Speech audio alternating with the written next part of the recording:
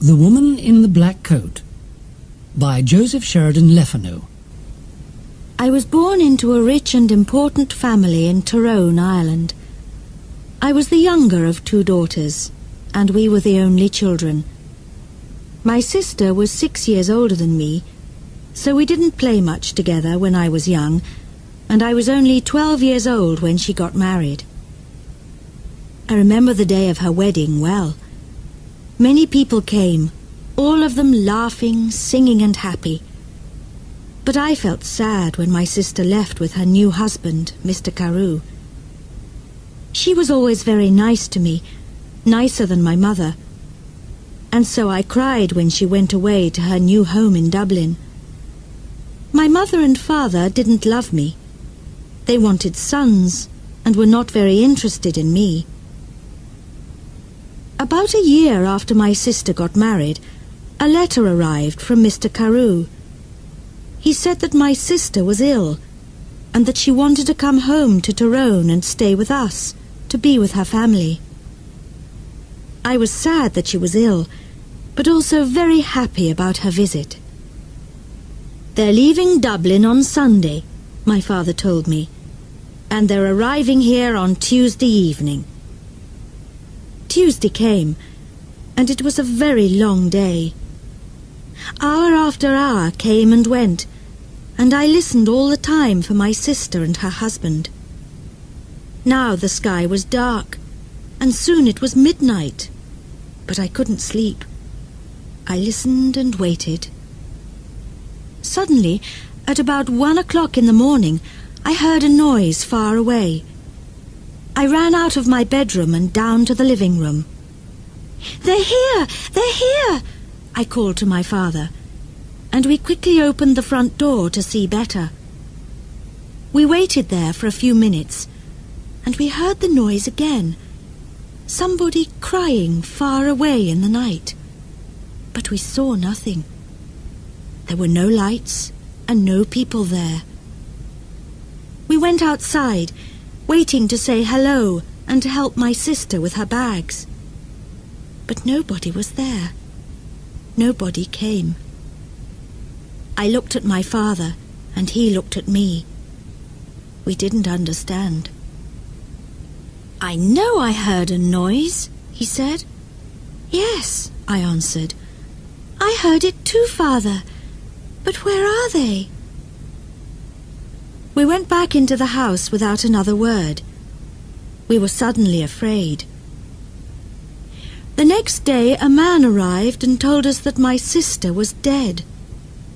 On Sunday she felt very ill, on Monday she was worse, and on Tuesday, at about 1 o'clock in the morning, she died, at the same time that we were outside the house in the night waiting for her. I never forgot that night. For the next 2 years I was very sad. You could say that I stopped living. I didn't want to do anything or speak to anyone. Mr. Carew soon married another young woman in Dublin, and I felt angry that he forgot my sister so quickly. I was now the only child of a rich and important family, so before I was 14 years old, men started to visit our home. They wanted to meet me and perhaps to marry me. But I didn't like any of these men, and I thought I was too young to be married. When I was 16, my mother took me to Dublin. "Dublin is a big city," she said. "We're going to meet richer and more interesting men than the ones back home in Tyrone. We can easily find you a good husband in Dublin." In Dublin I began to be happier. I met a lot of friendly people, and I went dancing every evening. A lot of young men came to speak to me and asked me to dance. I liked talking to them. I started to live and laugh again, and I didn't think about my dead sister all the time. But my mother was not so happy. She wanted me to find a husband quickly. One night, before I went to bed, she came into my room and said, "Do you know Lord Glenfallen?" "Oh, yes," I answered. "He's that ugly old man from Cahagilla." "He's not ugly, and he's not old, Fanny," my mother said quickly. "He's from a very rich and important family, too, and he wants to marry you. He loves you." "Loves me? Wants to marry me? But he's making a mistake, Mother," I said. "I don't love him. I can't marry somebody I don't love." "Think about it, Fanny," my mother answered quietly. "He's a good man, and he wants to marry you. You're a very lucky young woman." My mother left the room, and I sat quietly for a long time. Lord Glenfallen was a nice, friendly man, I thought. I didn't love him, no, but I did like him. He always talked about interesting things. I never felt happy at home with my mother and father, but I always felt better when I talked to him. The next morning, when I saw my mother, I said only one word: yes. Lord Glenfallen and I got married the next spring, and 2 days after our wedding, we said goodbye to my family and left Tyrone. 3 days later, we arrived in Cahagilla, and I saw my husband's beautiful house for the first time. It was near a river, and there were many trees and flowers in the garden. Birds sang in the trees, and the sky was blue. I stood next to him and looked at it all, and I felt very, very happy. "Come, my love," said my husband. "You must come in and meet Martha. She cooks and cleans and knows everything about the house." So we went into the house, and I met Martha, a friendly old woman with smiling blue eyes. She showed me round the house. Suddenly I felt excited to be there. It was a very happy place. Women sang in the kitchen, men built fires in the living rooms, and there were dogs and cats everywhere. "Come with me now, madam," said Martha, "and look at your bedroom. Then we can take up your bags, and you can wash before dinner." I followed her, and soon we arrived at a big brown door. "This is your room," she said, and she opened the door. I stood and looked, suddenly cold with fear. In front of me stood something big and black. I didn't know what it was. I thought it was an old coat, but without anybody inside it. I jumped back quickly, very afraid, and moved away from the door. "Is something wrong, madam?" Mother asked me. "Nothing. Perhaps it's nothing," I answered quickly. "But I thought I saw something in there. I thought I saw a big black coat there when you opened the door." Martha's face went white with fear. "What's wrong?" I asked her. "Now you look frightened." "Something bad is going to happen," she said. "When someone sees the black coat in this house, we know that something bad is going to happen soon to the Glenfallen family. I saw the black coat when I was a child, and the next morning old Lord Glenfallen died. Something bad is going to happen now, madam. I know it." We went down to have dinner. I felt unhappy and afraid, but I didn't say anything to my husband about the black coat. I wanted to forget about it and be happy again. The next day, Lord Glenfallen and I went for a walk together to look round the house and gardens, because I wanted to know my new home better. "I like this house and all the people here," I said, "and I'm happy to be here with you. It's much better than Tyrone." My husband was very quiet for a long time. He walked with his head down, thinking. Then suddenly he turned to me, took my hand and said, "Fanny, listen to me. Listen carefully. There's something I must ask you. Please, Only go into the rooms in the front of the house.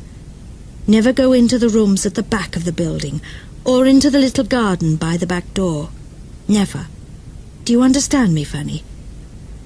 His face was white and unhappy. I understood his words, but I didn't understand why he was suddenly a different man. Here at Kahagilla, he never smiled or laughed any more. Perhaps the back of the house was dangerous, I thought, but he didn't want to talk about it any more. We went back to the house without speaking, and again I tried to forget his words and to be as happy as I was before. It was about a month later that I met the other woman for the first time. One day I wanted to go for a walk in the gardens. It was a beautiful day, and I ran up to my room after lunch to get my hat and coat. But when I opened the door of my room, there was a woman sitting near the fire. She was about 40 years old, and she wore a black coat.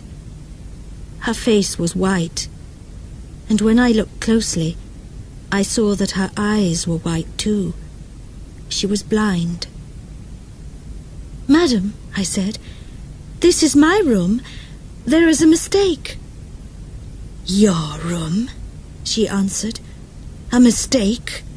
No, I don't think so. I don't think there's a mistake. Where is Lord Glenfallen?" "Down in the living room," I said. "But who are you, and why are you here in my room?"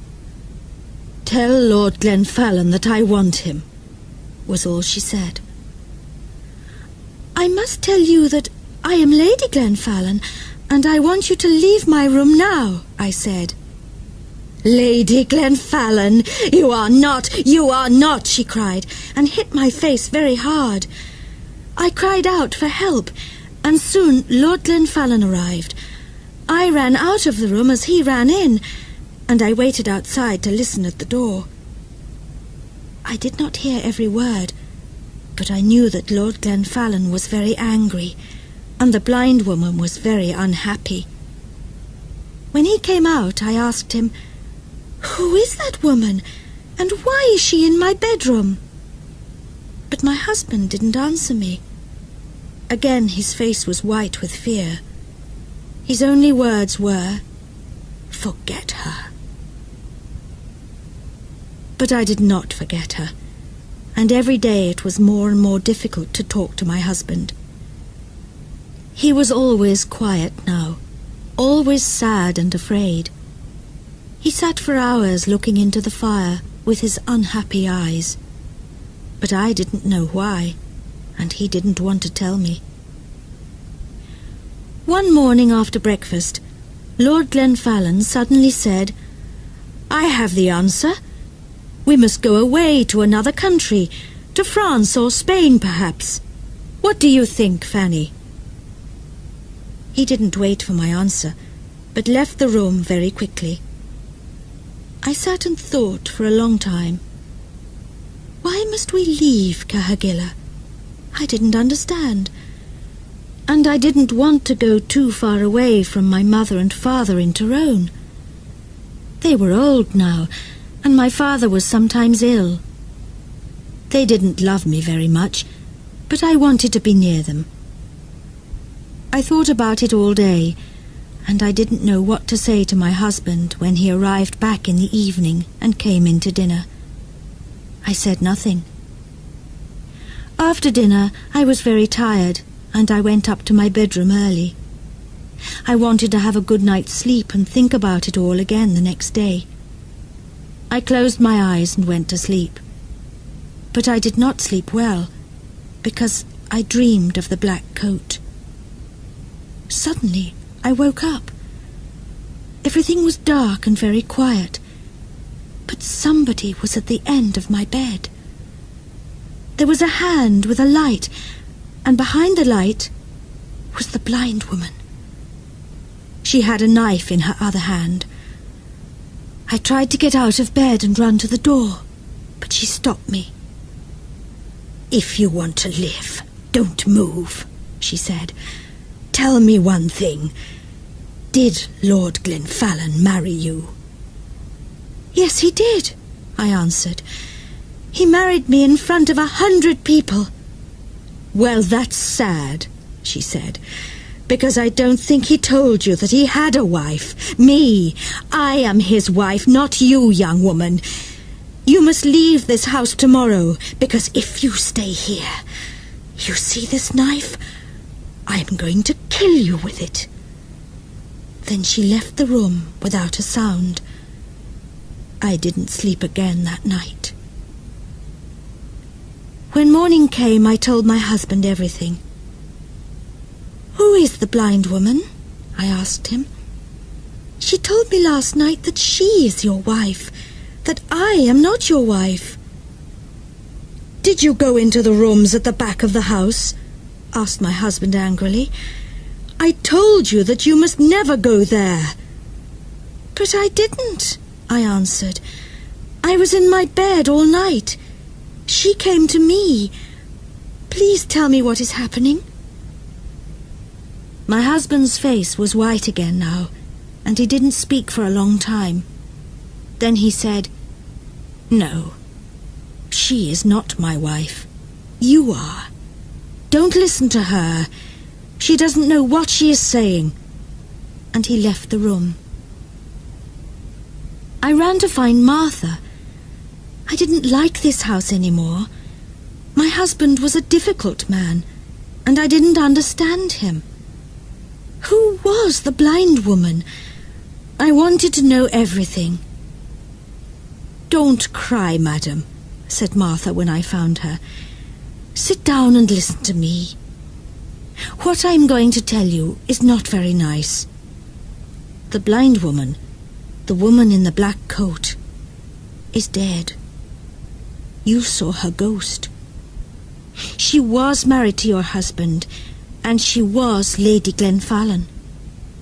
Nobody knows how she died. Her bedroom was at the back of the house. Somebody saw your husband with a knife in his hand on the night she died.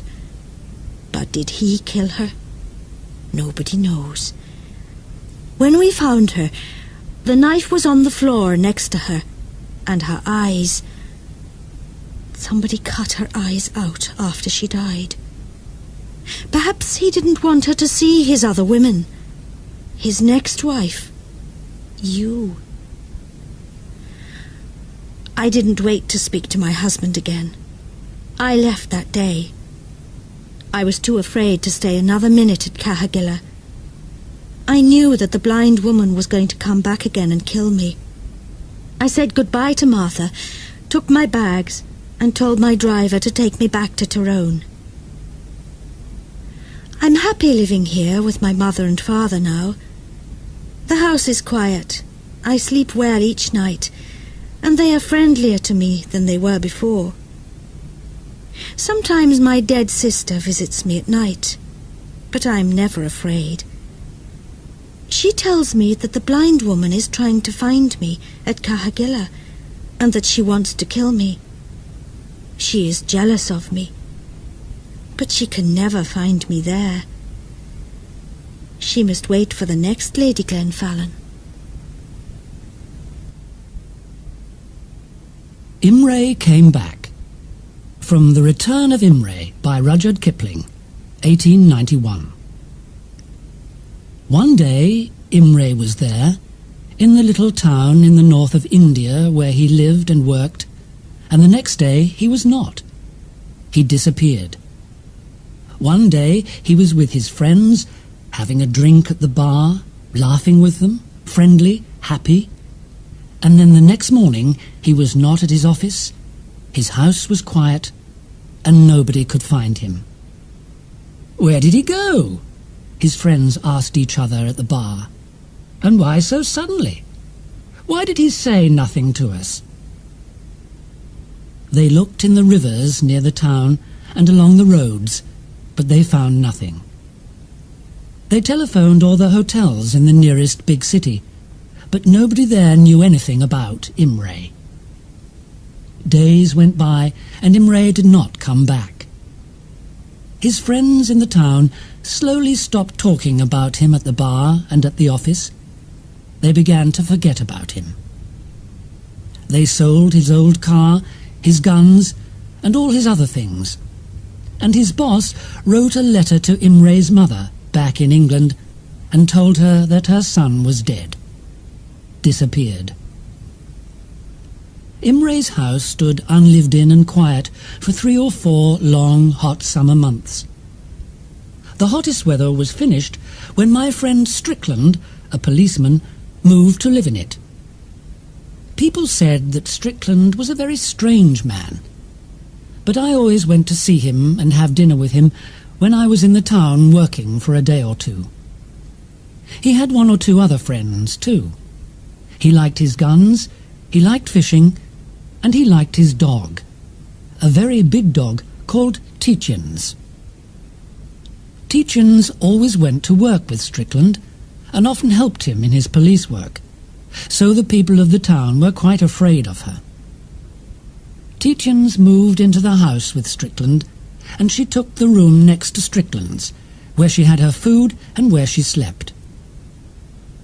One day, some weeks after Strickland went to live in Imre's house, I arrived in the town at about 5 o'clock one afternoon and found that there were no rooms at the hotel, so I went round to Strickland's place.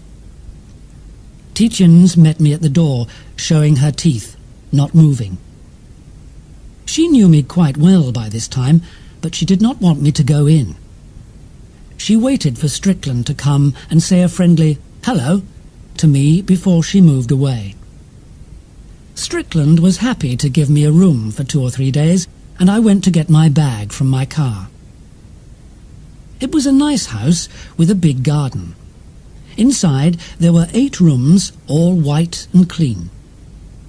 Strickland gave me a good room, and at 6 o'clock his Indian servant, Bahadur Khan, brought us an early dinner. "I must go back to the police station for an hour or 2 after dinner, I'm afraid. My men are questioning a man down there, and I want to know what answers they're getting," Strickland said.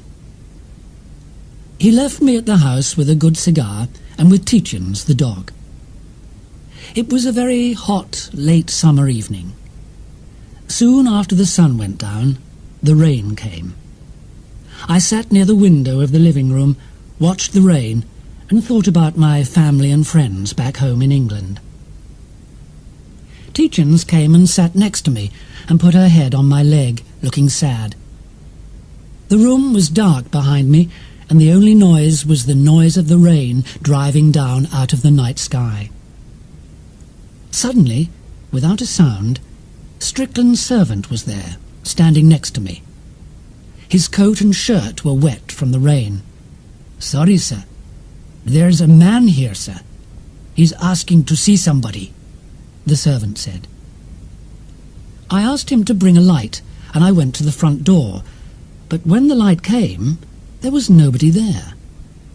When I turned, I thought I saw a face looking in through one of the windows from the garden. It disappeared quickly. "Perhaps he went round to the back door," I said to the servant. So we went through the living room and the quiet, dark kitchen to the back door. But there was nobody there. I went back to my chair and my thoughts by the window, not very happy with Strickland's servant, and not very happy about the face at the window, the strange visitor in the rain. I took some sugar with me to give to Tietjens, but she was out in the garden, standing in the rain, and did not want to come inside. She looked frightened, I thought. Some time later, Strickland arrived home, very wet, and the first thing he asked was, "Any visitors?" I told him about the disappearing visitor in the rain. "I thought perhaps he had something important to tell you," I said, "but then he ran away without giving his name."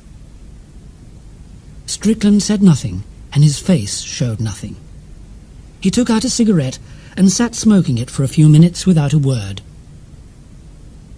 At 9 o'clock he said he was tired. I was tired too, so we got up to go to bed. Tietjens was outside in the rain, very wet. Strickland called her again and again. He held out sugar for her, but she did not want to come into the house. "She does this every evening now," he said sadly. "I can't understand it. She's got a good, warm room in here, but she doesn't come inside and sleep in it. She started doing this soon after we came to live in this place. Let's leave her. She can sleep out there if she wants to." But I knew he was not happy to leave her outside in the rain.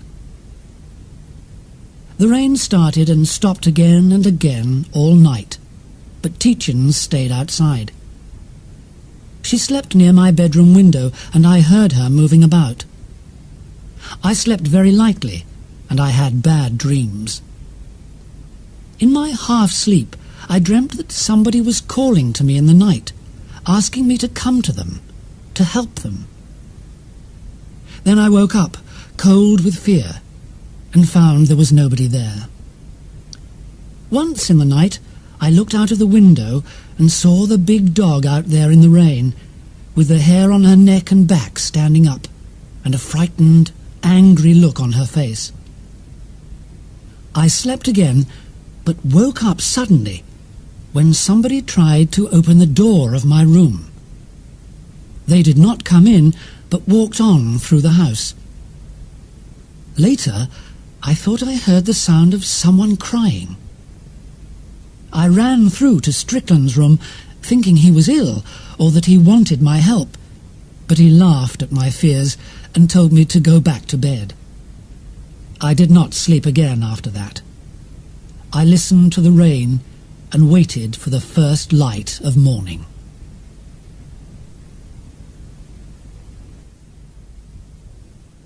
I stayed in the house with Strickland and his dog for 2 more days.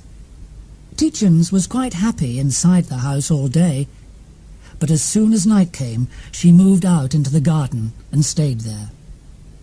I understood. I was happy in the house in the daytime too, but in the evening and at night, I did not like it. There was something very strange about the place. I heard the noise of feet on the floor, but there was nobody there. I heard doors open and close.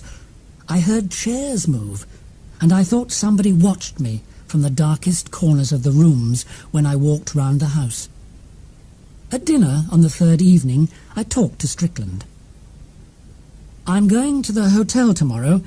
They've got a room there now. I'm very sorry, but I can't stay here. It's the noises in the house, you see.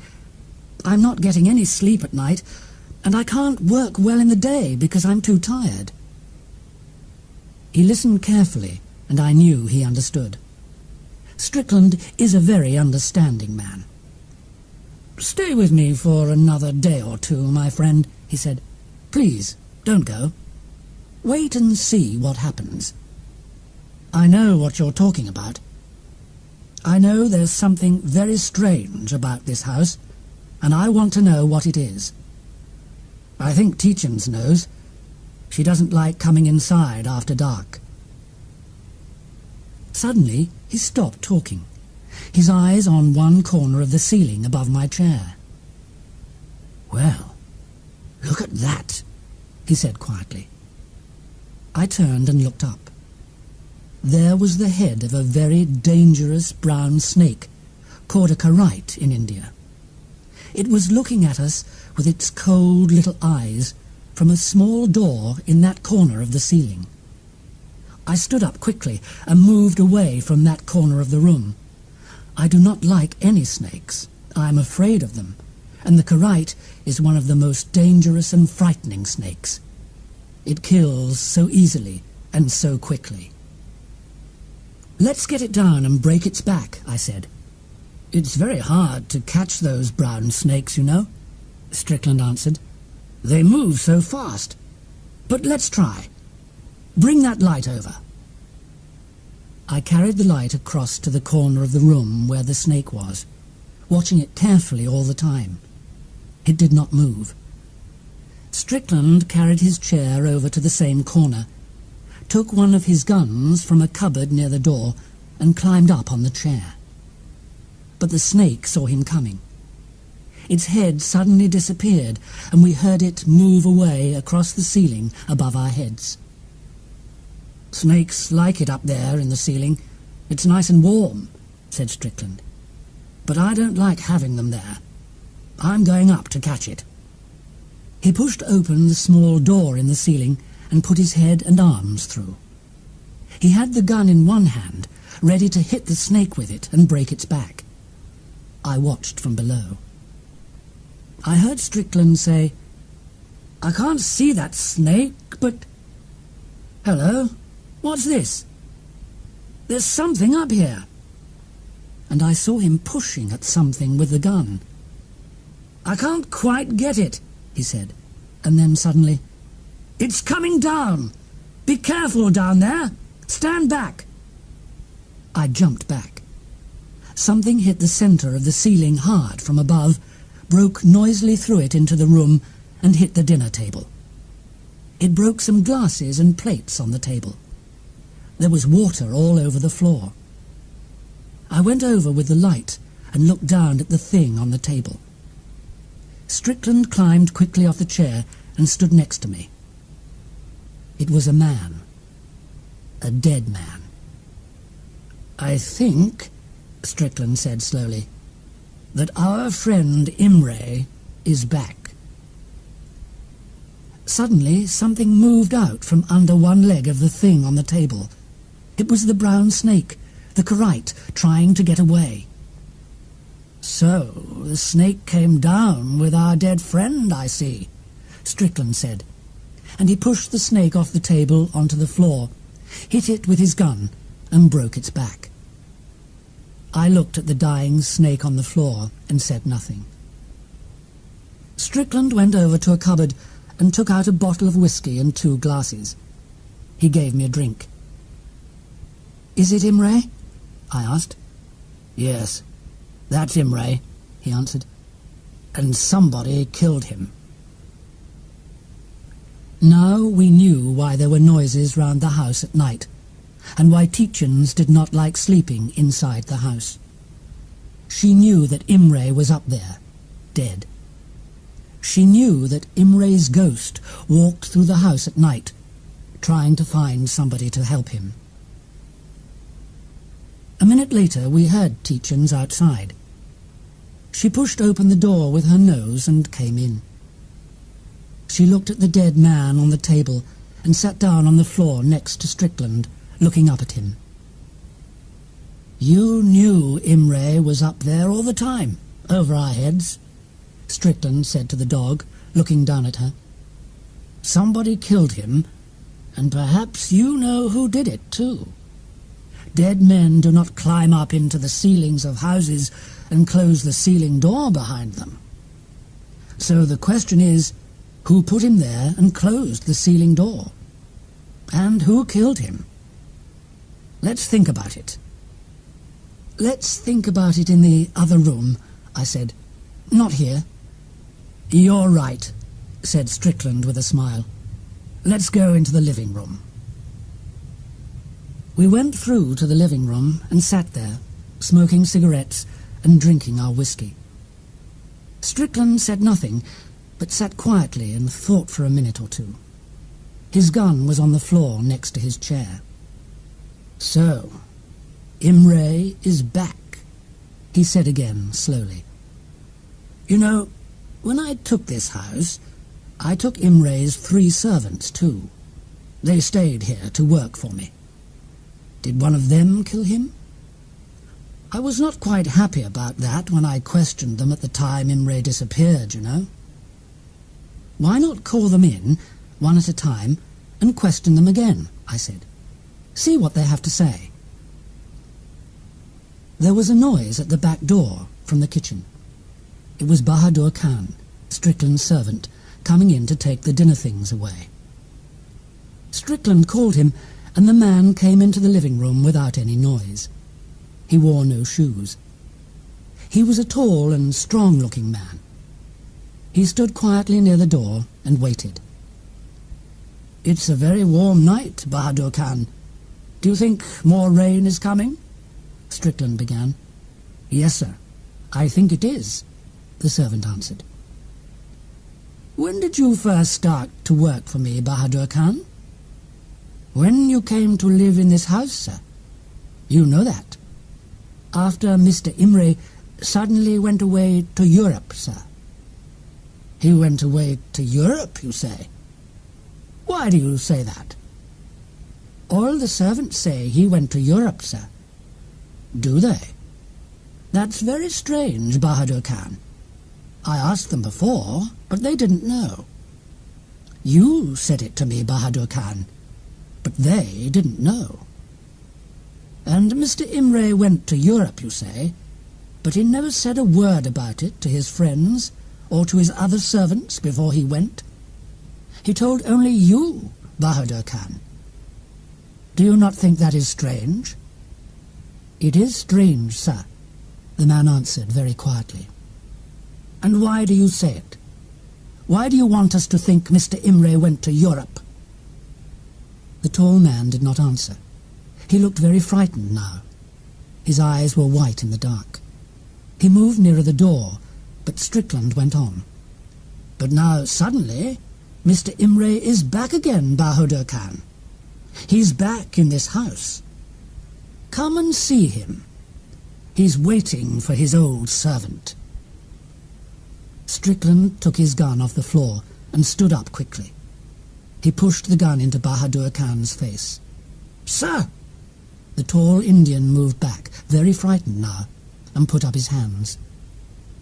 "Go and look at the thing on the table in the next room, Bahadur Khan," Strickland said. "Go on. Take the light. Go and see Mr. Imre. He's waiting for you." Slowly the man took the light and walked to the door. Strickland was behind him, pushing the gun into his back. The tall Indian stopped near the table and looked down at the dead man. His face was yellow with fear. "You see?" asked Strickland coldly. "Mr. Imre is back." "I see, sir." "And now I know. You killed him, Bahadur Khan. Why?" "I killed him, sir, yes. He was not a good man, sir. He put his hand on my child's head one day. The next day my child was very ill, and the next day he died. He was my oldest son, sir. Mr. Imre killed my son. He was a bad man. So I killed Mr. Imre in the evening of the same day when he came back from his office. Then I put him up above the ceiling and closed the door." Strickland turned to me. "You hear that? He killed Imre," he said. Then he went on, "You were clever, Bahadur Khan, but Mr. Imre came back. And now I'm taking you to the police station." "But no, sir," Bahadur Khan said with a sad smile. "We are not going to the police station. Look, sir." He moved back from the table and showed us his foot. There was the head of the brown snake, the deadly karite, with its teeth in his foot. "You see, sir, I killed Mr. Imre, but I do not want to die at the hands of the police. So I am dying now, here. This snake is killing me." An hour later, Bahadur Khan was dead. Strickland called some of his policemen to take the two dead men, Imre and his killer, away to the town. And the ghost of Imre did not walk at night in the house again. That night, Tietjens came back inside the house and slept happily in her room. The Room in the Tower by E.F. Benson, 1912. It was when I was about 16 that I first had the dream, and this is what happened in it. I stood in front of a big red house and waited. Soon a man opened the door and said, "Go through into the garden and have some tea." I went through the living room and the kitchen and into the garden at the back of the house. There were 6 people there, sitting on chairs and drinking tea, but I didn't know them. Then one of the men spoke, and I saw that he was from my old school. I remembered his name, Jack Stone, but I didn't know him well. He told me that the others were his mother, father, and sisters. I didn't like it in the garden with those people. Nobody spoke to me, and it was very hot. I wanted to go home. In the corner of the garden was an old tower, a very tall, thin building.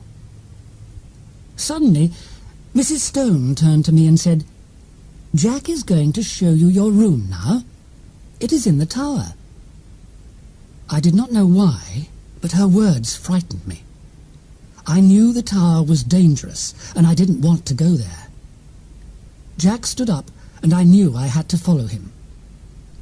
Inside the tower, we walked up and up in the dark, and then we arrived outside my room. Jack opened the door, and I always woke up suddenly before I went into the room.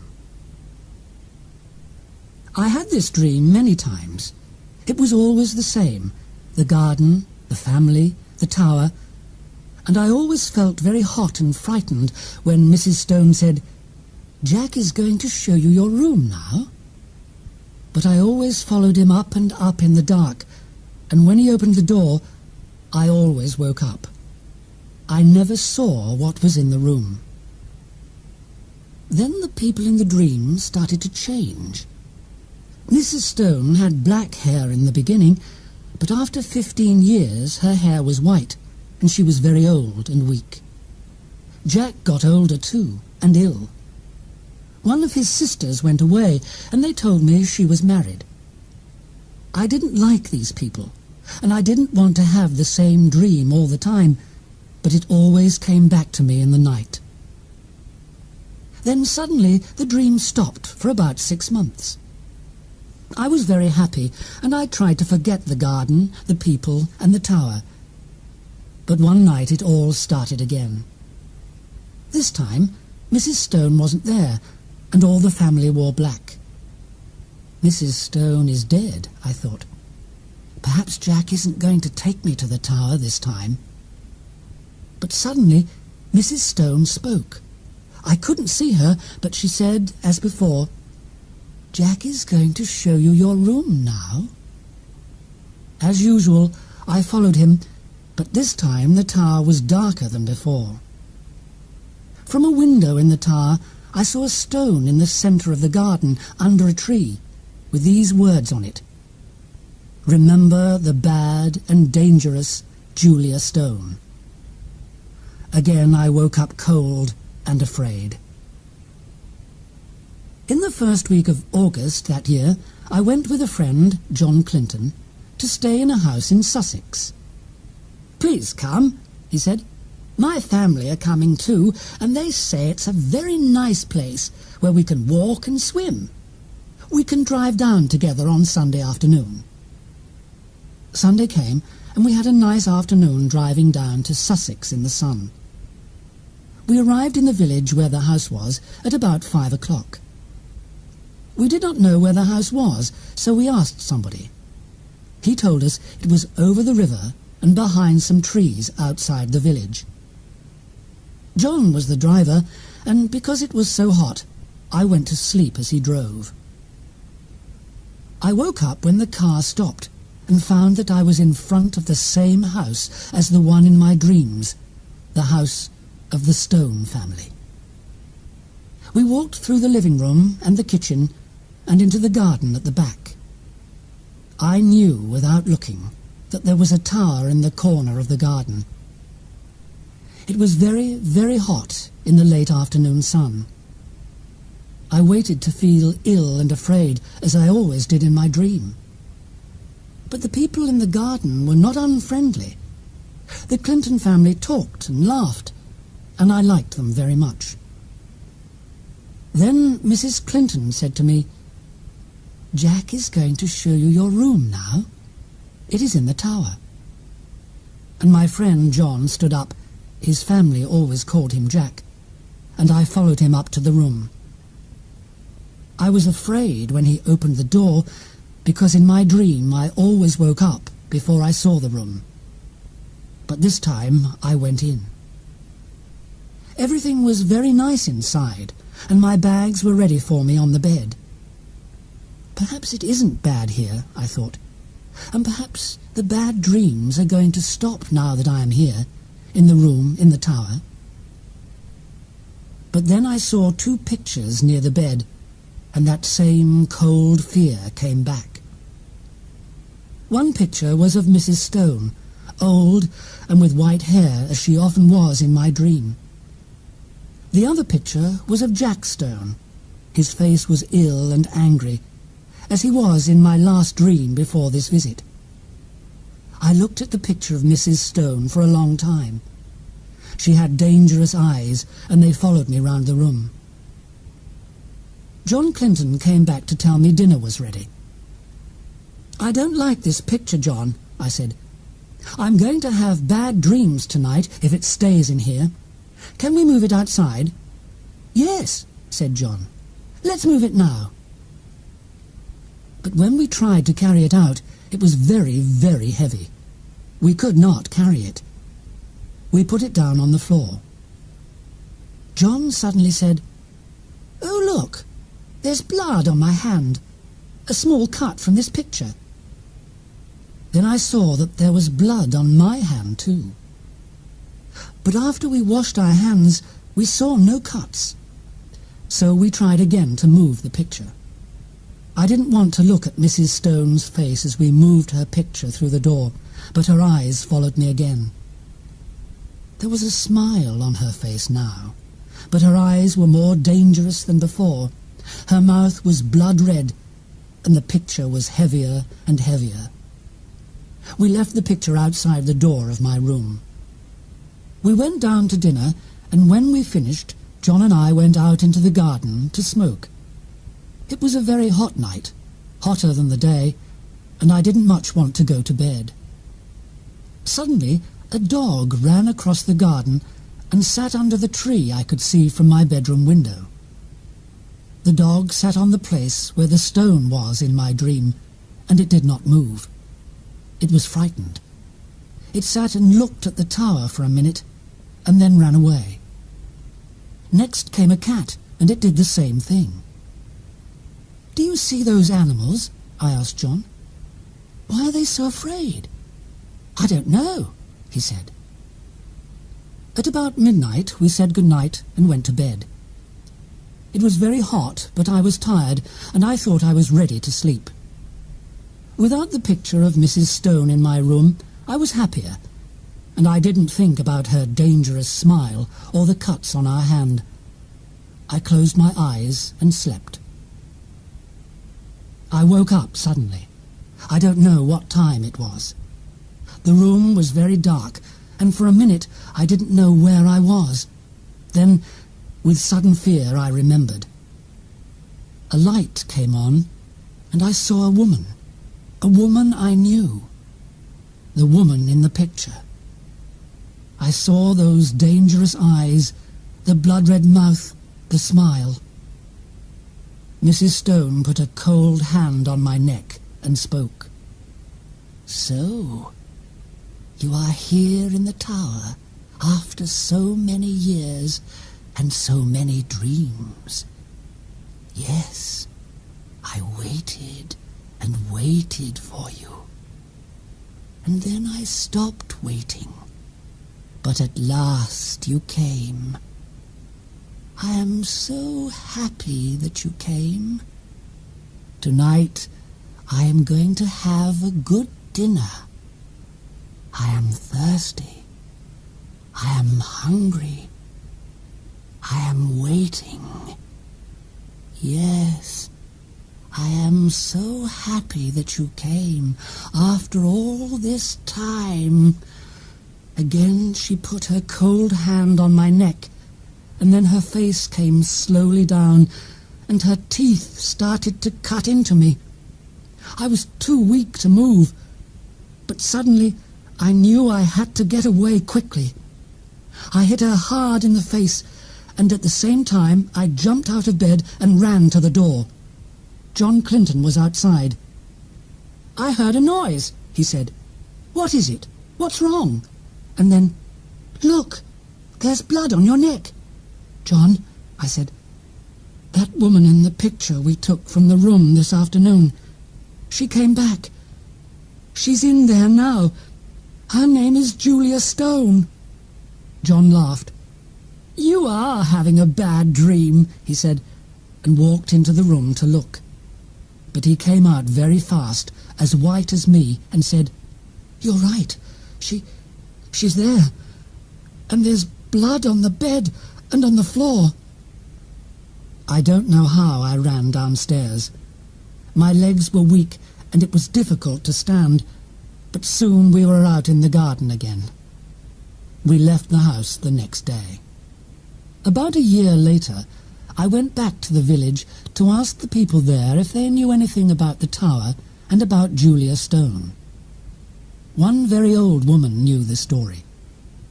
This is what she told me.